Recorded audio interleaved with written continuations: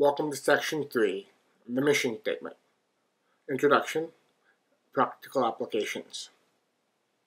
Here we put together the puzzles I've laid out in the first two sections. Having principles that guide your actions, your thoughts, as well as connect you to the Creator are all well and good. Except, what do you do with it?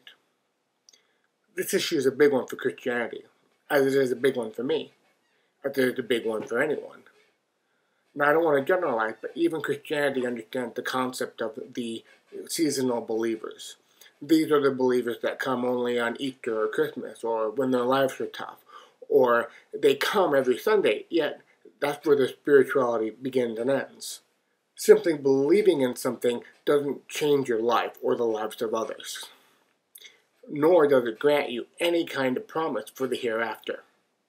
Your lips may say, "I serve the Creator," but your heart says, "When is this thing going to be over?" It doesn't matter that I've constructed this website or filming this web series if I don't do anything that actively promotes my beliefs in my day-to-day lives. I have said this time and time again over the course of the series, but I cannot stress it enough. Many people strive to overcome their sin nature because it is not the works of law that brings about salvation. It is the changing of your heart to live righteously that does that. Yet James did say that by your works you show your faith. What good does changing your heart if you don't do anything about it? Yet even when we do want to exemplify growth and change, we go about doing it the way we want to do it, on our terms. And in doing so, we forget the thing that Yeshua said, "Not my will, but yours be done." We misinterpret another. "I only do what I see the Father doing." And then we turn around and justify it by quoting Paul, "Whatever you do, do unto the glory of Yahweh." Growing up in the Christian church, I heard this a lot. I pray that God will put me doing such and such, or God had told me that I'm supposed to be with so-and-so. Yeah, you and 4 other people. Even the average believer not in leadership will pray, "If it's your will, then grant me this job," or "May my loan go through," or "college application go through," etc., etc. Not realizing that some things that happen are based on talent, skill, luck, and chance.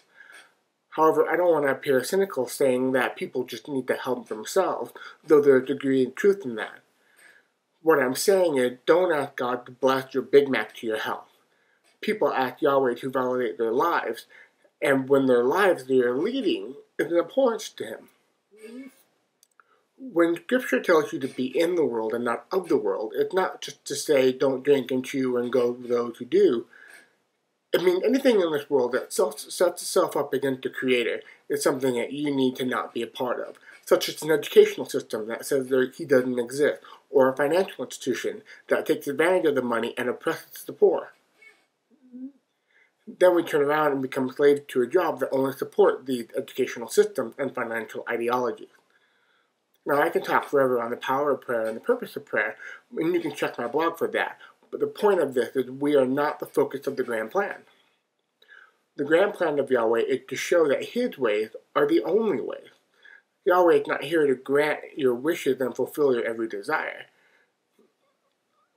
Yahweh has things to do and jobs that need filling, yet He's stuck with employees that refuse to work for anybody but themselves. He has a place for you in His plan, and your happiness is not the center of this plan, nor is it to save the world from eternal hellfire, because He's got that covered.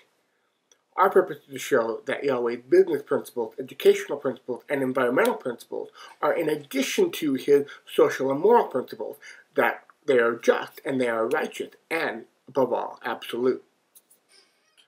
This is not to say that Yahweh doesn't want you to be happy.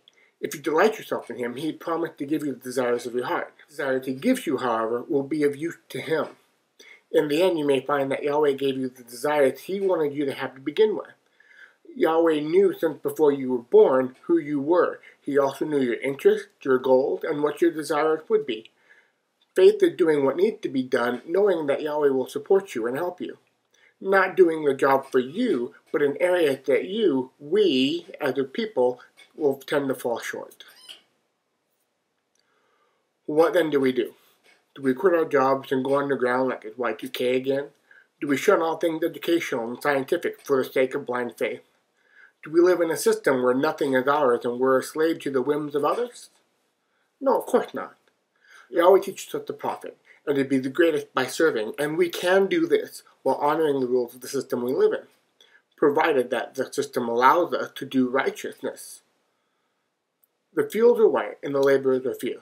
So allow me to tell you about these ideological plans and how they fit into real-world scenarios, in the hopes that you too will join in the work of Yahweh.